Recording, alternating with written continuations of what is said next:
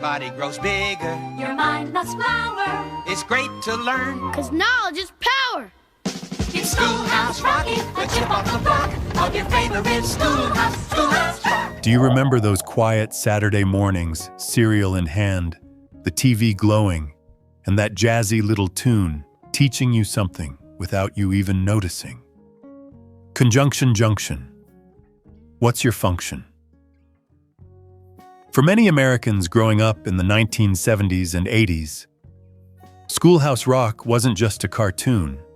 It was a classroom set to music, a rhythm that somehow made history, grammar, and math unforgettable. Created in an era before the internet, before smartphones, it proved that learning could be as catchy as a pop song. But behind those cheerful animations lies a deeper story of lost tapes, jazz legends, forgotten creators, and cultural revolutions that began with a single math problem. Today we'll rediscover Schoolhouse Rock through 12 remarkable facts that reveal how this little 3-minute cartoon became one of the most enduring pieces of educational art in American history. Fact number 12. The academic test. Before Schoolhouse Rock could teach millions of children across the country, it first had to pass one of the toughest audiences imaginable, real educators. In 1972, the creative team sent their pilot episode, 3 is a Magic Number, to the Bank Street College of Education in New York City.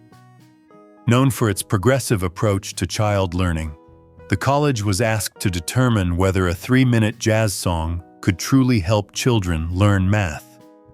The results were astonishing. Kids remembered the lyrics, and more importantly, the lessons within them.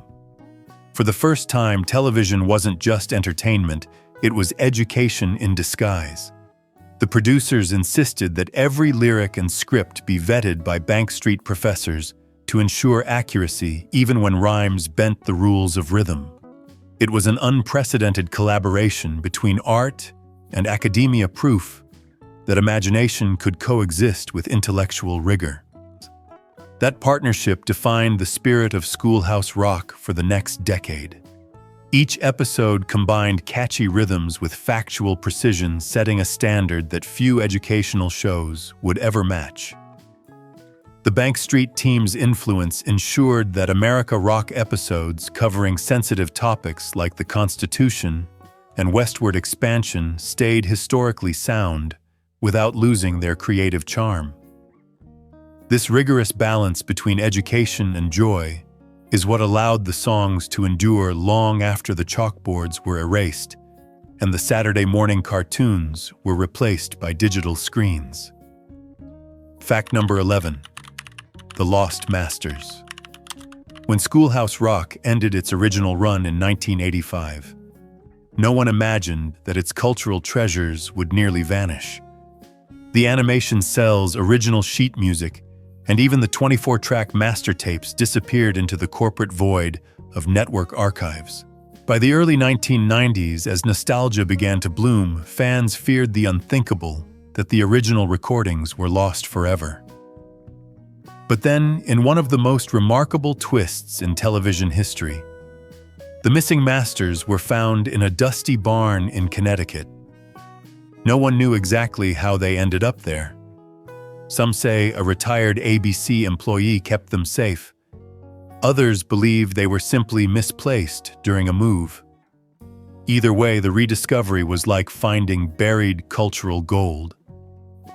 Those tapes made it possible to remaster the songs for a new generation, allowing the show's 1993 revival to sound as vibrant as ever. In a pre-digital age, the rescue of Schoolhouse Rock was nothing short of miraculous. Media preservation experts today point to it as a rare success story from the analog era, a reminder that even fragile reels of tape can hold the heartbeat of an entire generation. Without that barn, the rhythm that once taught America to count, spell, and dream might have been lost forever. Fact number 10. The jazzman behind the magic. Before Schoolhouse Rock became the sound of childhood learning, It was the sound of cool jazz. The man behind its rhythm. Bob Dorough wasn't a children's entertainer by trade. He was a jazz musician with a sharp wit and an experimental ear. In the 1950s, he played smoky clubs in Paris and New York, recording Devil May Care, an album that caught the attention of none other than Miles Davis. The famously demanding trumpeter collaborated with Dorough on 2 tracks in 1962, praising his didactic energy, a phrase that perfectly foreshadowed what was to come. When advertising executive David McCall asked Dorough to make Math sing, he found a perfect match. What Dorough created was revolutionary. His use of jazz syncopation, irregular time signatures, and warm humor made education feel alive. Songs like 3 is a Magic Number and Junction weren't simple jingles. They were complex musical compositions disguised as playground rhymes.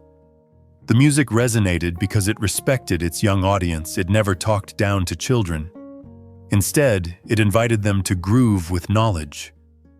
Dorough's approach showed that kids could appreciate sophistication if it was wrapped in rhythm. His lifelong devotion to jazz continued long after the series ended. Performing well into his 90s, he proved that creative passion doesn't retire.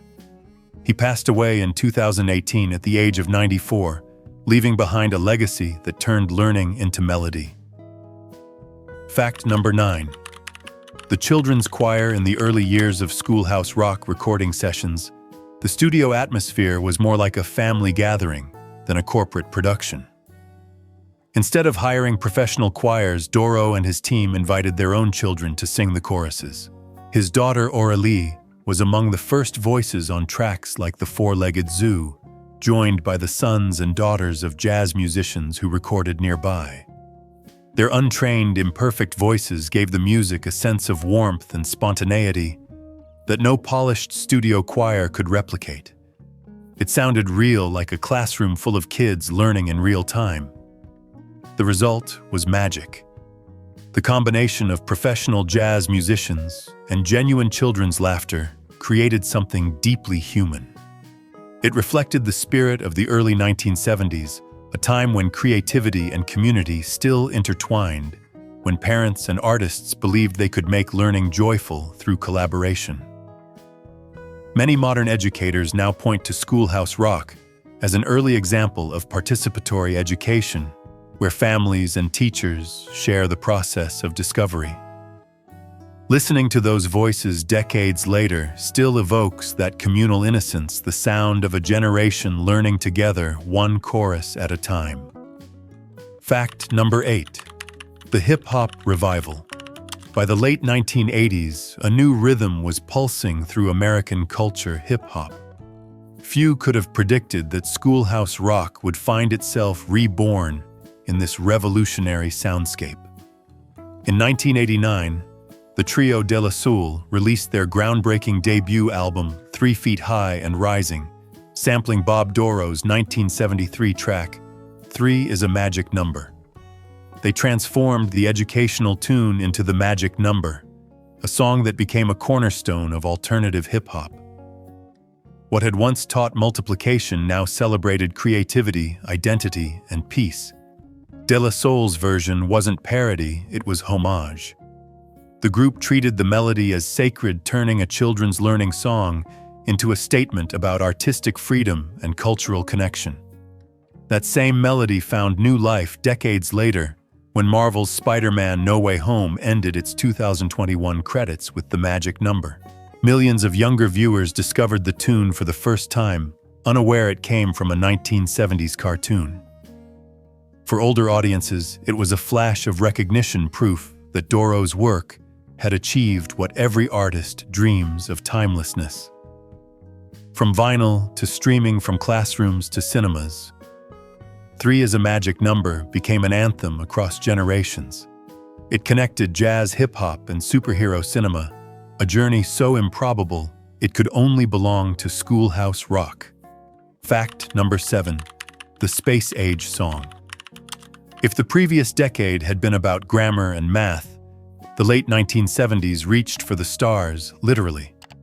In 1978, Interplanet Janet launched as part of Science Rock, a cosmic adventure that brought space exploration into American living rooms. Written and performed by Lynn Ahrens, the song introduced children to the planets with disco rhythms and bright futuristic animation. The silver-suited Janet soared through the solar system, explaining Saturn's rings, Venus's clouds, and Pluto's icy orbit, back when Pluto was still counted among the 9 planets. At the time, NASA's Voyager missions were just beginning to send back images from the outer planets. Ahrens and the animators worked with limited data, relying on imagination and optimism to fill in the blanks. That same optimism defined the cultural tone of the late 1970s, a belief that space was humanity's next frontier. Decades later, when Pluto was reclassified as a dwarf planet in 2006, Interplanet Janet quietly received lyrical edits in newer releases. But her spirit endured. Teachers still play the song to explain planetary order, and fans affectionately refer to Janet as the first animated astronaut. In a world that now dreams of Mars colonies and private rockets, her message remains the same: curiosity is humanity's most powerful propulsion system. Fact number 6. I'm just a bill. Few songs have ever explained democracy as clearly or as memorably as I'm Just a Bill. Premiering in 1976, it turned the complex process of American lawmaking into a 3-minute jazz-infused civics lesson. The character, a rolled-up piece of parchment with a tired yet hopeful face, sat on the Capitol steps, explaining how a bill becomes a law. Jazz pianist Dave Frischberg wrote it. Jazz trumpeter Jack Sheldon provided that gravelly, world-weary voice that made the bill both charming and wise. His son John Sheldon voiced the curious boy asking questions, a father and son collaboration that gave the episode its warmth. Millions of kids learned about committees, Congress, and presidential signatures long before they understood political parties. For many, I'm Just a Bill was their first civics class. Its tone was idealistic, but grounded. Government could be slow, but it worked. The segment became so iconic that The Simpsons, Saturday Night Live, and Family Guy all parodied it, while the Library of Congress later added it to the National Recording Registry. In an age when politics often feels cynical, I'm Just a Bill stands as a reminder of a simpler faith in the democratic process, one where a humble sheet of paper could still dream of becoming law. Fact number 5. The preamble. A year before, I'm Just a Bill, Lynn Ahrens transformed the U.S. Constitution into one of the most beloved educational songs ever recorded. The preamble, which aired in 1975, set the opening words of the Constitution, "We the People," to a gentle folk melody that resonated deeply with young and old alike.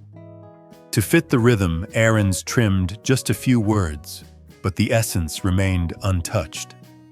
Her soothing vocals turned legal language into poetry, giving children their first emotional connection to the founding document of their nation. The accompanying animation told the story of a young America being built from the ground up, farmers, lawmakers, and families coming together to form a more perfect union. Teachers quickly began using the song in classrooms, and it became an unofficial anthem for civics education. Even decades later, adults who can't recall their multiplication tables can still sing every line of the preamble. Educational psychologists have since cited it as a prime example of melodic memory, the way rhythm and melody reinforce factual retention. In that sense, Schoolhouse Rock didn't just entertain, it rewired the way an entire generation learned. Together, I'm Just a Bill and the preamble captured the essence of American democracy, patriotic, imperfect, and profoundly human. Fact number 4. The nostalgia revival. When Schoolhouse Rock aired its final episode in 1985, it seemed like the end of an era. But the children who once sang along on Saturday mornings were growing up, and they weren't ready to let go. By the early 1990s, a wave of nostalgia swept across college campuses. Students who could still hum Conjunction Junction and I'm Just a Bill began writing letters and petitions to ABC asking the network to bring the show back. Their collective memory became a movement. In 1993, ABC finally responded, reviving the classic episodes for a new generation. It was an instant hit. Families gathered once again around the television, parents singing along with their kids to songs they had first heard 20 years earlier. The revival also inspired new content. Bob Dorough returned, now a jazz legend, to compose fresh tunes for Grammar Rock and Money Rock. Lynn Ahrens came back with the tale of Mr. Morton while Taxman. Max explained how income taxes actually work. It was proof that nostalgia, when grounded in quality and sincerity, could be powerful enough to resurrect a cultural phenomenon. The revival didn't stop there. In 1995, Schoolhouse Rock Live became a hit stage musical, bringing the animated series to theater audiences across America. The 1996 tribute album, Schoolhouse Rock Rocks, featured bands like Blind Melon and Better Than Ezra, covering the classics, proving that even rock musicians who grew up on the show wanted to keep its spirit alive. It was no longer just television, it had become a generational bridge connecting the optimism of the 1970s to the creativity of the 1990s. Fact number 3: the power of pop culture. If there is one song that symbolizes the show's immortality, it's Conjunction Junction. Released in 1973, it became Schoolhouse Rock's unofficial anthem, teaching kids how to link words and ideas while sounding effortlessly cool. Jack Sheldon's gravelly voice and Bob Dorough's jazz phrasing gave it a soulfulness rarely heard in children's programming. The imagery, train cars connecting like clauses, was simple yet brilliant. It turned grammar into groove. By the 1990s and 2000s, Conjunction Junction had become a cultural shorthand. Reality Bites featured it. Glee and Family Guy referenced it. Even the U.S. Department of Education reportedly used it as hold music in 2010.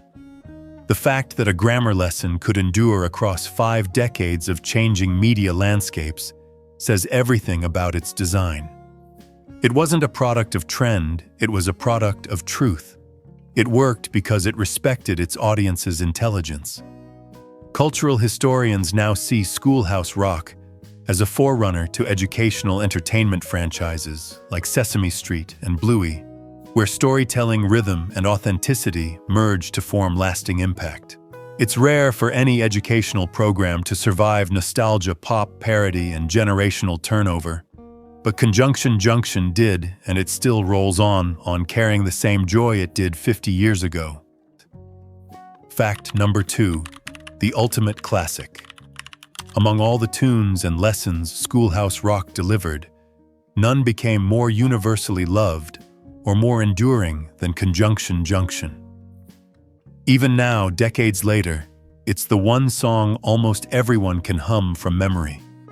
Its rhythm, voice, and visual simplicity made it a perfect teaching tool, but also a piece of pure Americana. The railroad metaphor, connecting words the way trains connect cars, turned abstract grammar into something tangible, visual, and musical. Every child who sang and or understood language not as a rule to memorize, but as something alive and playful. Jack Sheldon's lazy, jazzy vocals and Bob Dorough's swing arrangement created a sense of effortless joy. Behind the scenes, veteran animators crafted that distinctive, slightly rough visual style that made the show feel handmade, a detail that modern CGI can't quite replicate. When the episode first aired in November 1973, no one expected it to become one of the most quoted and parodied segments in American pop culture. Over the years, it appeared in The Simpsons, Saturday Night Live, Family Guy, and Reality Bites. Teachers still use it in classrooms. YouTube still plays it for nostalgia and music. Historians still analyze its structure as a masterpiece of minimalist jazz composition. In 2018, it was officially archived by the Library of Congress, a rare honor for a cartoon song. Junction wasn't just a tune. It was an education revolution in under 3 minutes, one that turned grammar into art and art into memory. Fact number 1, the creator's reality. For all the magic and joy Schoolhouse Rock brought to generations, the people who made it saw little financial reward. The show had been produced under McCaffrey and McCall, the ad agency representing ABC, which meant it was classified as work for hire. Legally, everything from the songs to the characters belonged to the agency and later to ABC itself. When Disney acquired ABC in 1996, ownership of the entire Schoolhouse Rock library passed into corporate hands. Bob Dorough, Lynn Ahrens, George Newall, and the animators who built the series were paid flat fees for their work. No royalties, no long-term earnings. Even as the show became a multi-million-dollar property in home video and merchandise sales, its creators earned only the satisfaction of cultural immortality. Dorough, ever humble, once joked that he got paid for the song, not the miracle. He continued to perform Schoolhouse Rock tunes in his jazz sets into his 80s, proud that something he made for children still moved adults to sing along. It's a bittersweet ending, but also a powerful one. The creators may not have become rich, but they left behind something far greater, a legacy of learning that transcends money, ownership, and time. Through melody and message, they built a bridge between generations that still holds strong today. Half a century after its debut, Schoolhouse Rock remains one of the most remarkable fusions of art and education ever made. What began as a father's frustration with multiplication tables became a cultural time capsule that defined how millions of children learned. Behind the catchy tunes and bright animation were layers of genius teachers who demanded accuracy, musicians who brought jazz to the classroom, and creators who believed that knowledge should feel like music, not homework. The series outlived every trend and every format shift, surviving vinyl, VHS, and streaming. It became something greater than nostalgia, a shared memory of when learning felt simple, creative, and kind. In the end, Schoolhouse Rock reminds us that curiosity and rhythm never age. The songs still echo through classrooms, stage shows, and pop culture, teaching new generations what the old ones once sang by heart. Of the 12 facts above, which one surprised you the most? Let us know in the comments and tell us which Schoolhouse Rock song still plays in your mind after all these years. Thank you for watching. And don't forget to like, share, and subscribe for more stories from television's golden age. See you in the next video. This is TV Time.